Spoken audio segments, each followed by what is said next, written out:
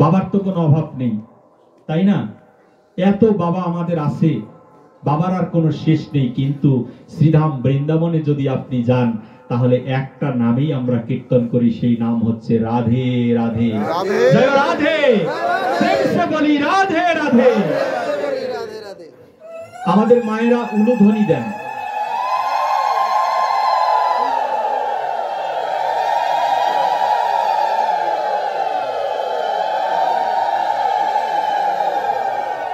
আমাদের মায়েরা উলুধ্বনি দেন।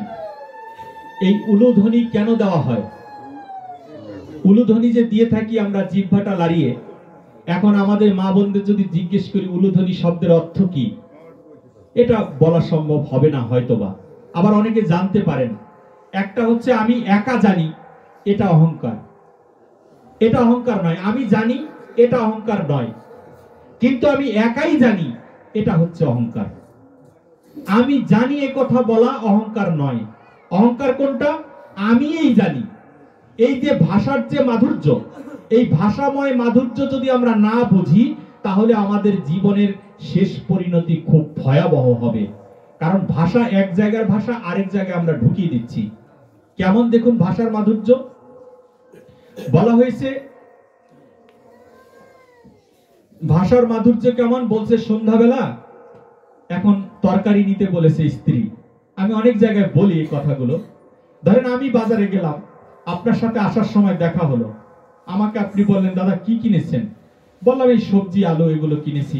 কারণ এখন তার আলু সবজি ছাড়া আর কিছু কেনা হয় না, যে আলু সবজি এসব কিনেছি।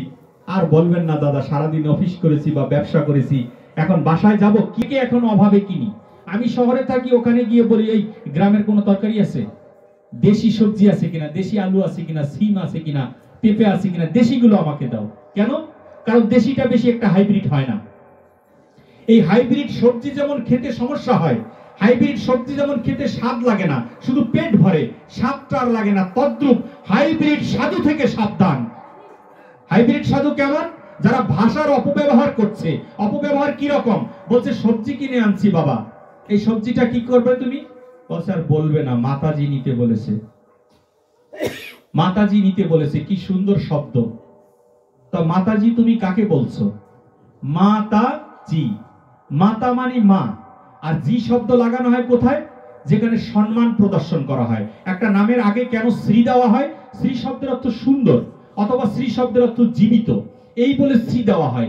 এটা হচ্ছে শাস্ত্র নয় শুধু, এটা ভাষার ব্যাখ্যা। আপনি ভাষা না জেনে যে ভাষায় কথা বলছি, এতে কত অপরাধ করছি আমরা দেখুন। বলছি মাতাজি তরকারি নিতে বলা হয়েছে, এখন মাতাজি তরকারি নিতে বলছে, এই মাতাজিটা কে? জিজ্ঞেস করি মাতাজি কে, আপনার গৃহে কে কি আছে?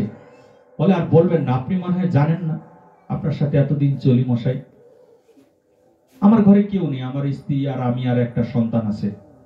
তাহলে আপনার স্ত্রীকে আপনি মাতাজি বলছেন? মাতাজি, আমাকে যেমন অনেকে বলে মহারাজ জি, জিটা কেন লাগালেন? মহারাজ বলেন, বলেন, আবার জি কেন? জিটা মানে আপনাকে সম্মান করে বলছি। তো মায়ের সাথে যদি মাকে বেশি সম্মান দেওয়া হয়, তাহলে তাকে মাতাজি বলা হয়। আর ওই মাতাজি যদি আপনাকে সবজি নিতে বলে, তাহলে আপনি ওই মাতাজির সাথে কি করে আপনি সন্তান উৎপাদন করতে পারেন? সন্তান কি করে তার সাথে হতে পারে যদি আপনার সহধর্মিণীকে আপনি মাতাজি বলেন? এটা কোন শাস্ত্রের মধ্যে আমরা পড়লাম?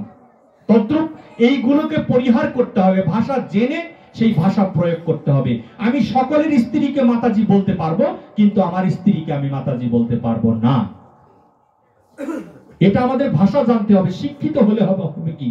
তাই রামানন্দ রায়কে মহাপ্রভু চৈতন্য চরিতামৃততে বলছেন, ও রামানন্দ, বিদ্যা হতে কোন বিদ্যা সার, রায় কহে কৃষ্ণ ভক্তি বিদ্যা বিনা বিদ্যা নাহি আর।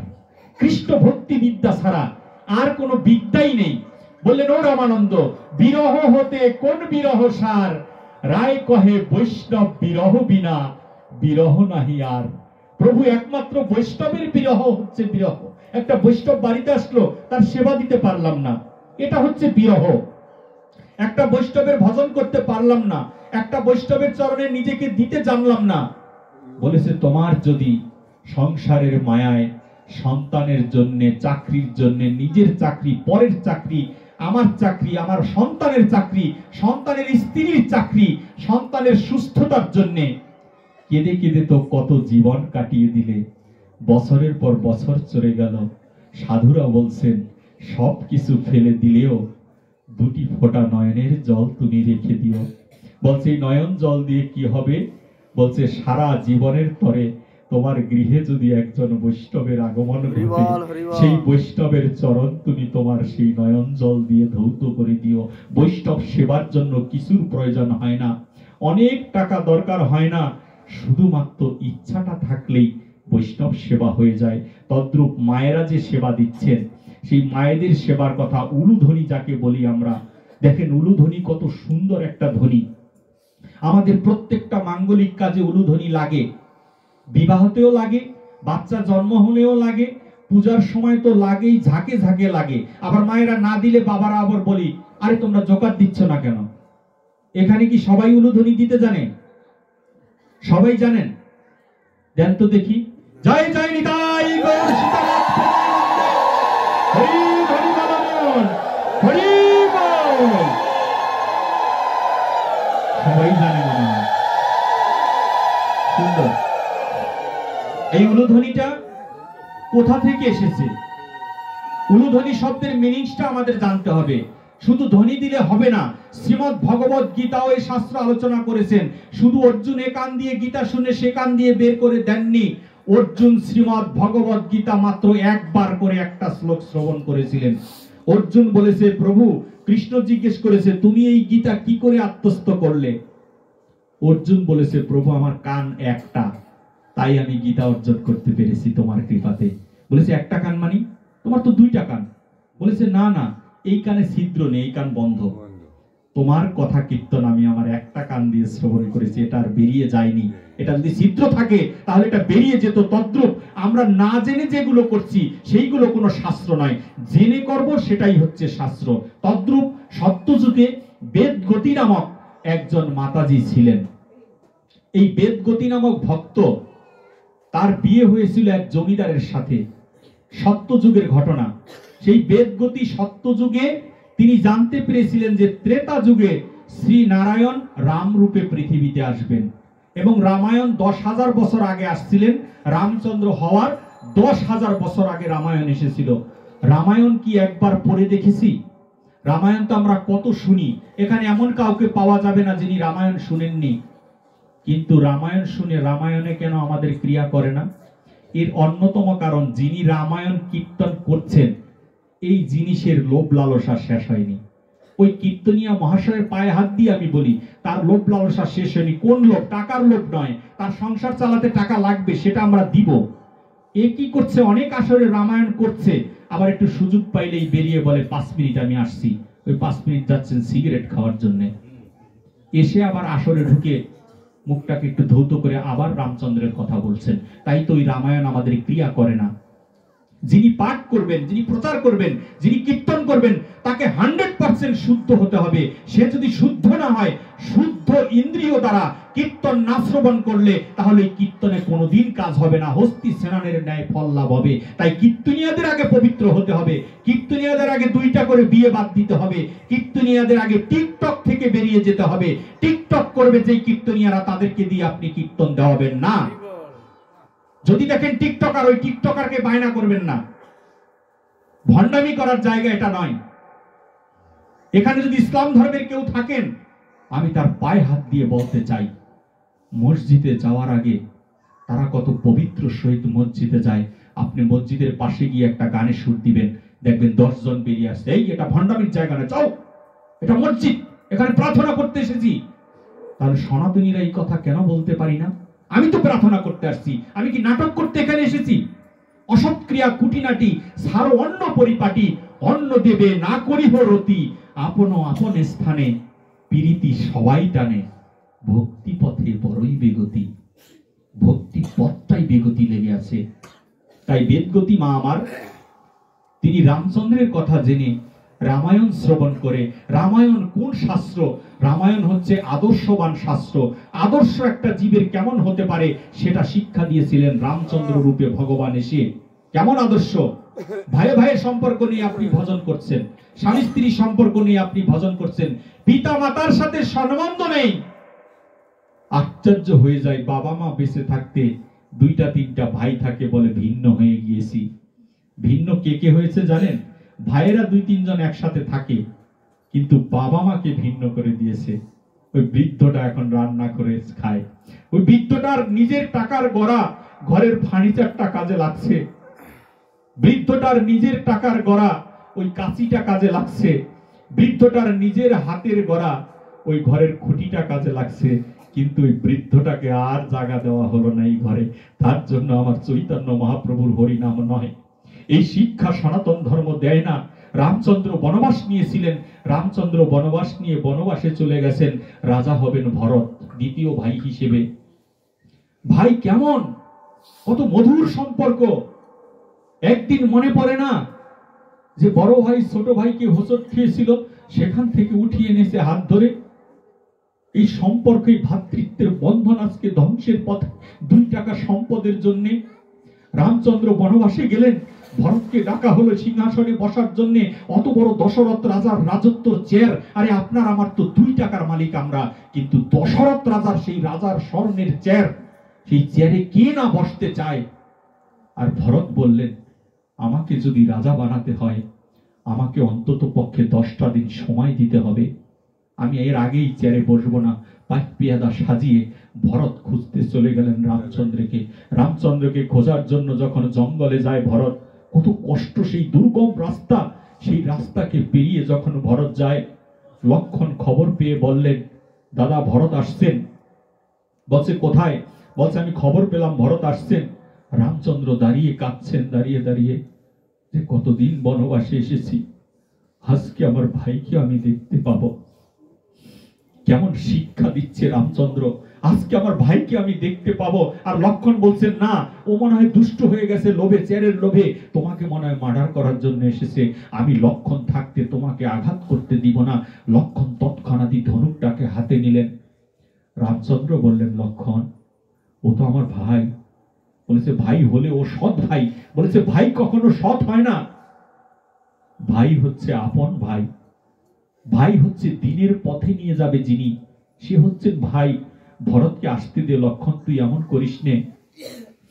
লক্ষণ বললেন, দাদা তুমি ওকে জড়িয়ে ধরতে পারো, ওকে জড়িয়ে ধরলে যদি ও তোমাকে আঘাত হানে, আমি লক্ষণ কথা দিলাম আমার এই ধনুকের দ্বারা আমি ভরতকে ধ্বংস করে দিব, বিশ্ব ব্রহ্মাণ্ডে আমি রচনা করে দিব।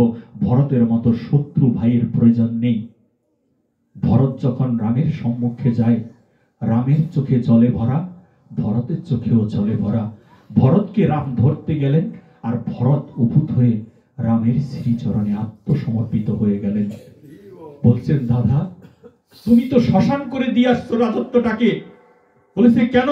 বলছে যেখানে রামচন্দ্র নেই সেটা তো শ্মশানই হয়, সেটা কি কখনো রাজত্ব হতে পারে? পিতা গুরু, মাতা গুরু, গুরু জ্যেষ্ঠ ভাই, ভাই হচ্ছেন গুরুদেব বড় ভাই। আজকে সেই ভাই তুমি বনবাসে চলে এসেছো, তোমাকে ছাড়া এই সিংহাসন আমি চাই না। রামচন্দ্র বহু লীলা করলেন রামায়ণে, লীলা করে ভরতকে বিদায় দিয়ে দিলেন। বলছে আমি নির্দেশ দিচ্ছি বড় ভাই হিসেবে তোকে রাজত্ব চালাতে হবে, তবে 14 বছর পরে আমি আবার এই রাজত্ব ফিরে আসব। বলছে ঠিক আছে, তোমার কথা রক্ষার জন্য আমি চলে গেলাম, তবে 14 বছরের পরে যদি একটা দিন দাদা দেরি হয়, সেই দিন তুমি তোমার ভরতকে আর পাবে না, ভরতের সমাধিটাই শুধু দেখতে পাবে। আমি 14 বছর পরে একদিনও আর বেঁচে থাকবো না। অদূরে চলে গেলেন ভরত, ফিরে দৌড় দিয়ে এসে বললেন, দাদা তোমার কাছে একটা জিনিস চাই, আমাকে দিবে? বলছে কি সেই জিনিস ভরত? আমার সব রেখে এসেছি রাজত্বতে, তোর বৌদি আর লক্ষণকে ছাড়া আমি কিচ্ছু নিয়ে আসিনি, ওদেরকে আমি আনতে চাইনি, ওরা জোর করে আমার সাথে এসেছে, আমার কাছে কিচ্ছু নেই ভাই, বিশ্বাস কর আমি কিচ্ছু তোকে দিতে পারবো না। ভরত বলেছে তুমি কথা দাও আমাকে দিবে। বললেন ঠিক আছে আমি তোকে দিব, বল তুই কি চাস? বলছে দাদা তোমার পায়ের ওই পাদুকা জোড়া আমাকে দিয়ে দাও, তোমার ওই পাদুকা জোড়া আমাকে তুমি দিয়ে দাও। বলছে পাদুকা দিয়ে তুমি কি করবে? বলছে রামচন্দ্রের সিংহাসনের মধ্যে ভরত নয়, ভগবান শ্রী রামচন্দ্রের পাদুকা জোড়া ওই সিংহাসনে থাকবে 14 বছর পর্যন্ত। সিংহাসনে বড় ভাইয়ের পাদুকা রেখে প্রমাণ করে দিয়েছিলেন বড় ভাইয়ের সম্পর্কটা কেমন হয়।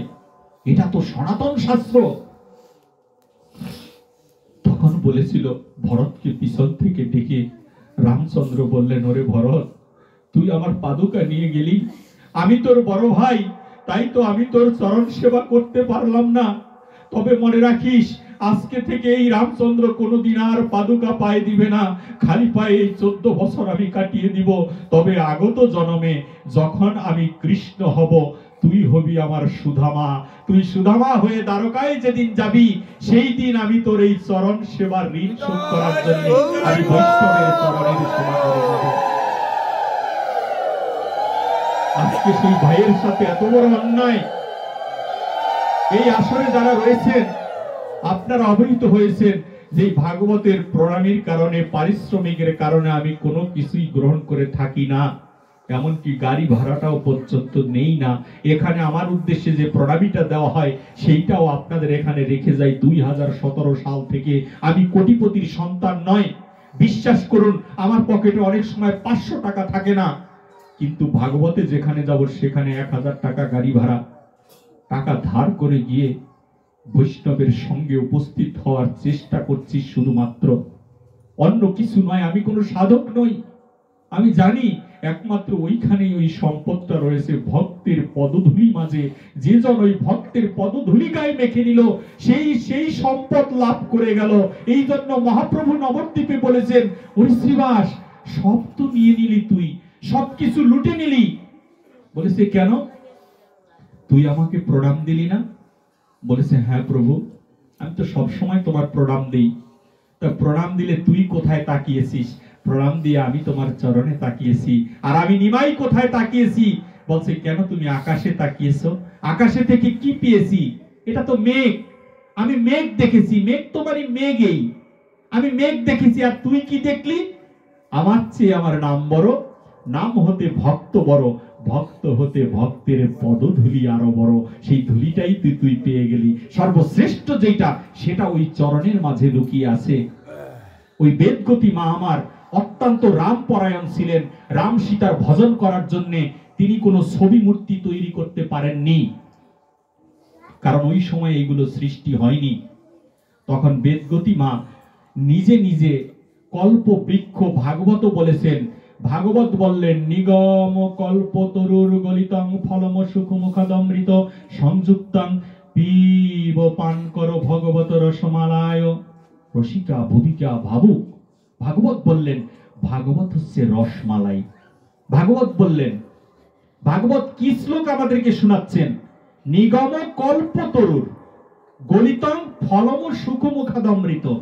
নিগম শব্দের অর্থ নতুন এবং শাস্ত্র নিহিত যে সিদ্ধান্ত, তাকে বলা হয় নিগম। নিগম কল্প তরু, কল্প মানে কল্পনা করা, আর তরু শব্দের অর্থ বৃক্ষ। এই কল্পনার বৃক্ষ আপনার হৃদয়ের মাঝে আঁকতে হবে। সেই বৃক্ষটা আপনাকে কে আঁকিয়ে দিবে? এই ভাগবত পাঠক নামক একজন শিল্পী আপনার হৃদয়ের মাঝে রাধা কৃষ্ণের যুগল এঁকে দিবে। এই হৃদয়ের মাঝে যখন কল্পনার বৃক্ষ আপনি দেখবেন, যে হৃদয়ে কল্পনার বৃক্ষ হচ্ছে রাধা কৃষ্ণের যুগল, আর সেইটা থেকে যে ফল আসবে, ভাগবত বললেন নিগম কল্প তরুর গলিতং ফলম সুখমুখাদমৃত। এই ফল হচ্ছে গলিত। কেমন গলিত? যেমন এই যে হরিকথার নামক যে ফল, হরিকথা নামক যে প্রসাদ, এই হরিনামের প্রসাদের কথা গলিত, এই যে গলিত হয়ে আপনাদের কর্ণগুহরে প্রচার করছি, গলিত হয়ে এই ভাগবত কথা আপনাদের কানে প্রবেশ করছেন। গলিতম সুখমুখাদমৃত, আপনাকে সুখ দান করবে এই মুখের মাধ্যমে। সেই মুখ কোন মুখ? আপনার এই মুখের কথা বলা হয়নি। আপনি দেখবেন ভাগবতের শ্লোকগুলো, আপনাকে ভাগবত কিনতে হবে না, আপনার ঘরে সমস্ত গ্রন্থ আছে। আমি সেই গ্রন্থের নাম বলে দেই আপনাকে, আপনাকে বাজারে গিয়ে বই কিনতে হবে না। সেই গ্রন্থের নাম হচ্ছে স্মার্টফোন। এই স্মার্টফোনের মধ্যে সবকিছু আপনি পাবেন। স্মার্টফোনে আপনি আজকে সার্চ দেন যে ভাগবতের নিগম কল্পতরুর শ্লোকটা আমি শুনতে চাই, এখন আপনাকে সেই শ্লোক শুনিয়ে দিবে স্মার্টফোন। কিন্তু স্মার্টফোনে আজে বাজে কাজ করছি। ভাগবত শাস্ত্র দেখছি না, গীতা দেখছি না। আপনি কোরআন পড়ুন, কি হবে কোরআন পড়লে? আপনার সনাতন নষ্ট হয়ে যাবে? অবশ্যই নষ্ট হবে না। আপনার আশীর্বাদে নিত্যানন্দ সেবাশ্রম মাদারীপুর, সেই আশ্রমের মধ্যে আমার জন্মের বহু আগেই ওখানে বাংলা কোরআন রয়েছে। কোরআন, বাইবেল, ত্রিপিটক, এগুলো শাস্ত্রের সিদ্ধান্ত। এগুলো জানলে তো দোষ নেই, রামকে জানতে দোষ কোথায়? আমি আমার জীবনে আমি নারায়ণগঞ্জে দেখেছি রামকৃষ্ণ মিশনে একজন মুসলমান, কপালে দাগ, এত বড় দাড়ি, সেই লোক রামায়ণ শুনছেন 3 দিন বসে। ও মা, আমি জিজ্ঞেস করলাম, বাবা আপনাকে তো চিনলাম না। বলছে আমার নাম জাকির হোসেন। কোথায় থাকেন? ঢাকায় থাকি। নারায়ণগঞ্জে এসেছি কেন? রামায়ণ শুনতে এসেছি। আশ্চর্য ব্যাপার, আপনি রামায়ণ শুনছেন? রামকৃষ্ণ মিশনে প্রতি বছর রামায়ণ হয়, 3 দিন 5 দিন 7 দিন নারায়ণগঞ্জে, আমরাও যাই। তা আমি বললাম আপনি রামায়ণ শুনছেন মানে? আবার আজান দিলে সে মসজিদে চলে যাচ্ছে। বলছে আমি জানার জন্য এসেছি, মানার জন্য আসিনি। রামচন্দ্রকে যে আমি মানবো সেই উদ্দেশ্যে আমি আসিনি, রামচন্দ্রের কথা আমি জানতে এসেছি। আর এটা জানতে হলে এই আসর ছাড়া ভালোভাবে জানা যাবে না। তো উনি কত মহৎ মানুষ, চিন্তা করেন। তো যখন ওই বেদগতি তিনি রাম ভজন করবে বলে বাসনা করেছেন, ওই যে কল্পতরু, কল্পনার বৃক্ষে তিনি এঁকেছেন রামচন্দ্র এমন হতে পারে, এই রকম হবে বোধহয় আমার এই ভগবান। তদ্রূপ যেমন দেখেন যারা যারা প্রেম করে অল্প বয়সে, যারা যৌবন বয়সে প্রেম করে ছেলে মেয়ের সাথে, ওই মেয়েটা দেখবেন বাসায় গিয়ে অনেক কিছু আঁকে, অনেক কিছু লেখে, অনেক কিছু লিখতে চায়। অনেক সময় ছেলেটা ছবিটা এঁকে ফেলে, আবার ছেলেটাও অনেক সময় মেয়েটার ছবিটা এঁকে ফেলে, অনেক সময় চিঠি লিখে ফেলে বিভিন্ন স্টাইলে। এখন তো চিঠি লেখার দিন শেষ। তদ্রূপ ওই প্রেমিক মা আমার, তিনি রামচন্দ্রকে এঁকে ফেললেন। রামচন্দ্রকে তিনি একটা মাটি দ্বারা, অর্থাৎ কতটুকু মাটি নদীর পাড় থেকে নিয়ে সেই মাটি দিয়ে পুতুল তৈরি করলেন 2টা, একটা রাম একটা সীতা, একদম ছোট্ট ছোট্ট পুতুল। সেই পুতুলগুলো তৈরি করে ঘরে নিয়ে গেলেন। কিন্তু ওনার স্বামী যে জমিদার, সেই জমিদার কখনো ওই রাম সীতা এগুলো দেখতে পারে না।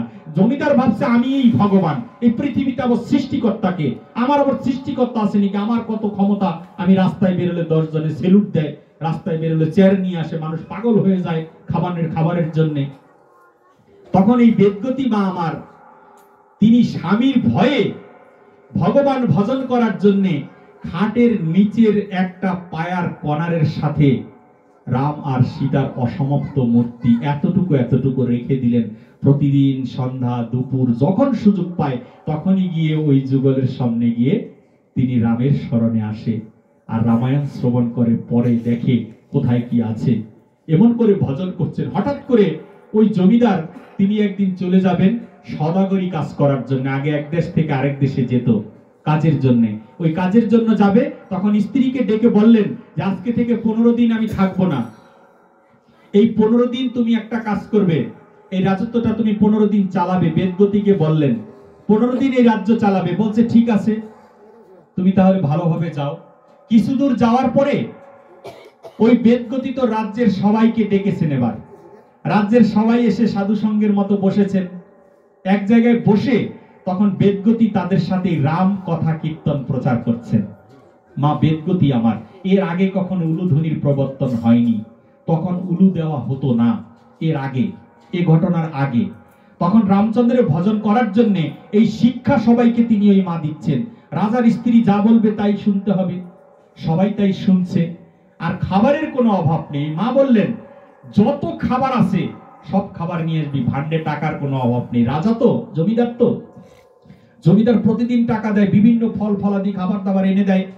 খাবারের লোভেও অনেক মানুষ এসে রাম কথা শুনে।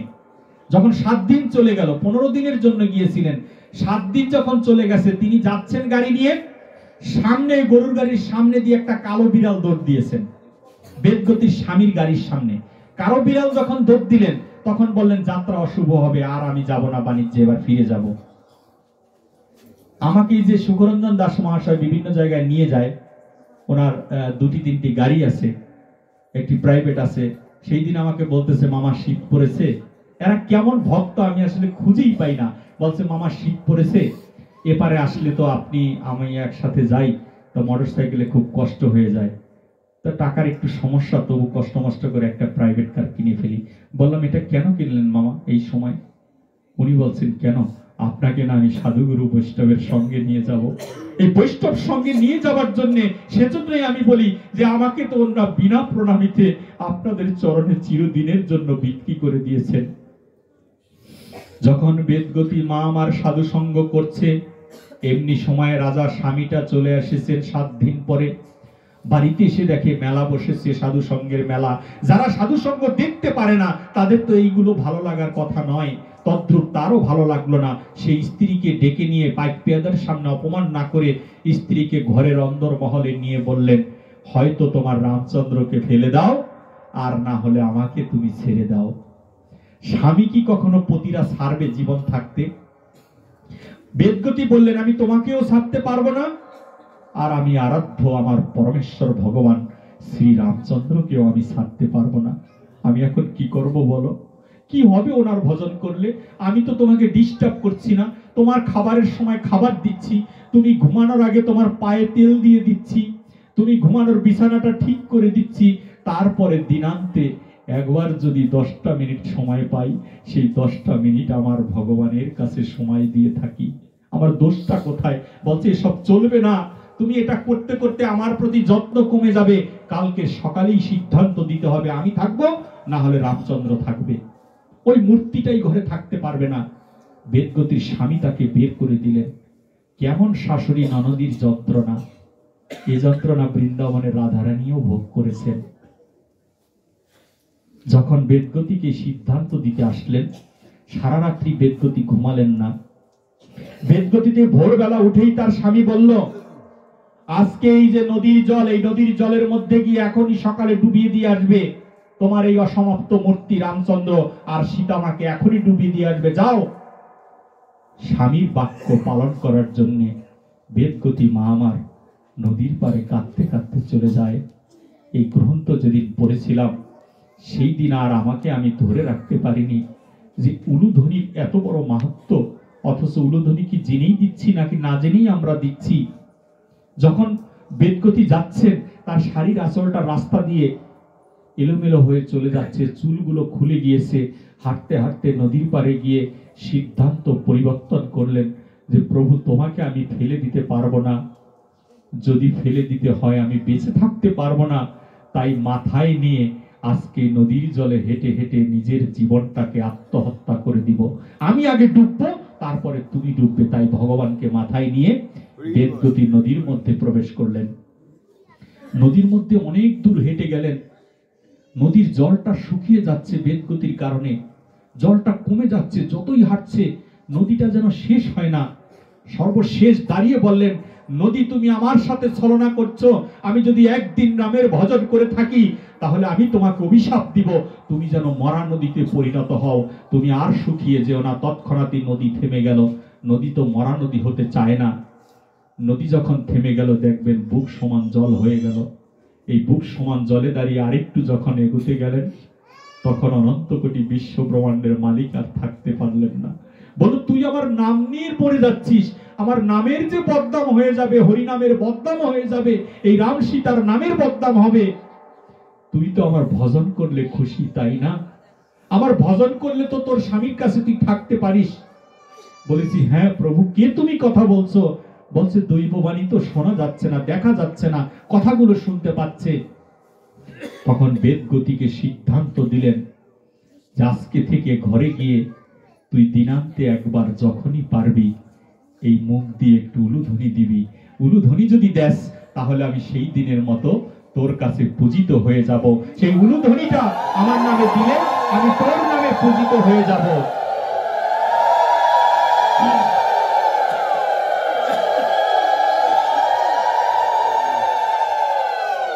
উলুধ্বনিটা কোথা থেকে এসেছে দেখুন, সেই বেদগতি থেকে আসলেন। উলু শব্দের অর্থটা কি? উ দীর্ঘ উ, লয় রস্যকারের লু। উ শব্দের অর্থ, উকে যদি ব্যাখ্যা করা হয়, উকে যদি ভাঙা হয়, 4টা ভাবে উকে ভাঙা যায়। প্রত্যেকটা ব্যঞ্জনবর্ণ স্বরবর্ণকে আপনি সন্ধি বিচ্ছেদ করতে পারবেন। ব্যঞ্জনবর্ণ স্বরবর্ণ এত কঠিন কেন? বাংলা ভাষা এত কঠিন কেন? বাংলা ভাষা কঠিন হওয়ার কারণ হচ্ছে আমাদের অক্ষর অনেক বেশি। আর ইংরেজি ভাষা এত সহজ কেন? ইংরেজি ভাষা সহজ এই জন্যই কারণ ইংরেজি ভাষায় মাত্র 26টা অক্ষর।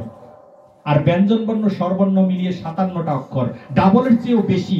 এই জন্য এই বাংলা এত কঠিন। তাই প্রত্যেকটা অক্ষরকে আপনি মিনিমাম আপনি 4 ভাগে আপনি বিভক্ত করে আপনি এটাকে জানতে পারবেন সন্ধি বিচ্ছেদ করে। তাই দীর্ঘকে যদি আপনি সন্ধি বিচ্ছেদ করেন তাহলে দীর্ঘতে হয় শ্রীমতী রায় কিশোরী। আর যদি লয়রস্যকারে লুকে যদি আপনি সন্ধি বিচ্ছেদ করেন 4 ভাগে ভেঙে, তাহলে সেটার মানি হয় নীলকান্তমণি। তাই উ শব্দের অর্থ হচ্ছে শ্রীমতী রাধারানী, আর লু শব্দের অর্থ হচ্ছে নীলকান্তমণি। নীলকান্তমণি হচ্ছে শ্রীকৃষ্ণের আরেকটা নাম। তাই যে জন এই মুখ দিয়ে এই বদনে একবার করে উলুধ্বনি দিলেন, তিনি রাধা কৃষ্ণের যুগল ভজন করে ফেললেন। জয় জয় নিতাই গৌর সীতানাথ প্রেমানন্দে। হরি হরি বল মন, হরি বল হরি। আপনাদের কৃপাতে আমি এখন বিশ্রাম দিচ্ছি, কারণ অনেক রাত্রি হয়েছে। আমি আবার আপনাদের আশীর্বাদ থাকলে নারায়ণগঞ্জে চলে যাব, কারণ পাঠ করে আমি বাংলাদেশে কোনো জেলাতেই থাকি না। সিলেটে গিয়েছি, সেখান থেকেও চলে এসেছি।